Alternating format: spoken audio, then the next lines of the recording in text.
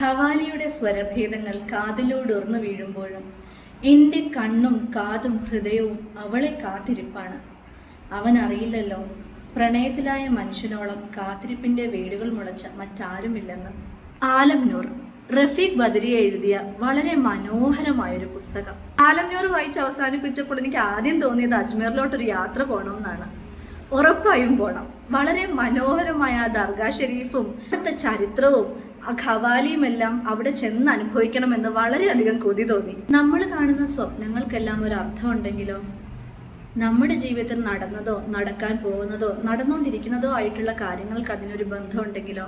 ആലം നൂർ തേടിയുള്ള ഒരു യാത്രയിലാണ് ഈ ഒരു പുസ്തകത്തിന്റെ കഥ മുഴുവൻ അവസാനിക്കുന്നത്. സൈറയുടെ കഥ പറയുന്ന ഒരു പുസ്തകമാണ്. എനിക്ക് ഭയങ്കര അടുപ്പം തോന്നിയൊരു കഥാപാത്രമാണ് സൈറ. കുറച്ചൊരു ദുരൂഹമത എനിക്ക് തോന്നി സൈറയുടെ കഥാപാത്രത്തിന്. അവളുടെ രീതികളും അവളുടെ ചരിത്രവും ഒക്കെ ഭയങ്കര ഇൻട്രസ്റ്റിംഗ് ആണ്.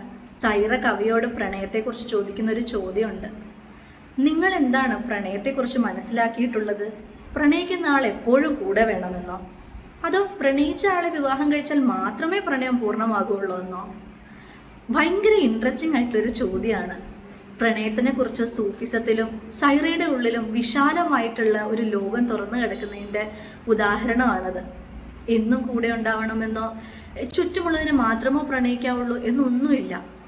ദൈവത്തിനെ തേടിയുള്ള യാത്രയാണ് പ്രണയം എന്നാണ് സൂഫിസത്തിലുള്ളത്. നമ്മുടെ ചുറ്റും മൊത്തം ദൈവമുണ്ട്. ദൈവമുള്ളിടത്തൊക്കെ പ്രണയവും ഉണ്ട്.